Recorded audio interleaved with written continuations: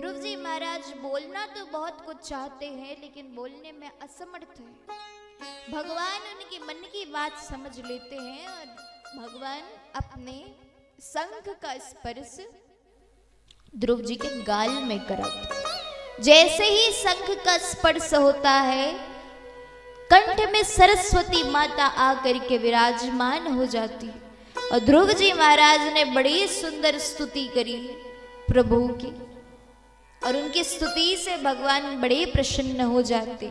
भगवान ने वरदान दिया कि ध्रुव तुम 36,000 वर्ष तक के इस पृथ्वी पर शासन करोगे और 36,000 वर्ष के बाद जब तुम पृथ्वी पर शासन कर लोगे उसके बाद तुम मेरे धाम आओगे और मैं स्वयं उत्तर दिशा की और ध्रुव लोक का निर्माण कराऊंगा। भगवान ने कहा कि दुनिया के सारे तारे टूट जाए, सारे तारे नष्ट हो जाए, सारे तारे डूब जाए, लेकिन तुम न नष्ट होगे न टूटोगे। तुम इस संसार में ध्रुव तारा के नाम से जाने जाओगे और भक्त ध्रुव के नाम से जाने जाओ। और भगवान वहां पर से अंतर्ध्यान हो गए। बोलिए भक्त वत्सल भगवान की। अब इनके बाद वरदान पाकर के ध्रुव जी महाराज घर लौटते हैं।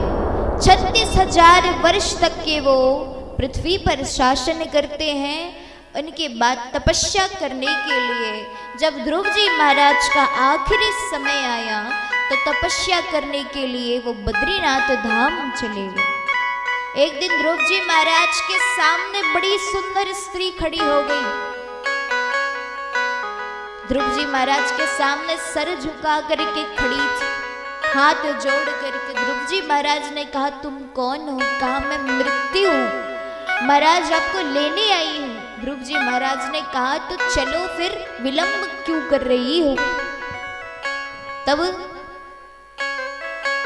वो मृत्यु कहती है ध्रुव जी महाराज से, महाराज जब मैं संसार में लोगों को लेने आती हूँ ना तो किसी को रस्सी से बांध कर ले जाती हूँ, किसी को अपने नाखूनों से नोचते हुए लेके जाती हूँ, किसी को अपने दांतों के नीचे दबा करके लेके जाती हूँ। लेकिन आज आपकी भक्ति के सामने ये मृत्यु सिर झुका करके खड़ी है और कहती है कि आप अपना अपना पैर मेरे सिर पर रखें और फिर भगवत धाम की ओर गमन करें।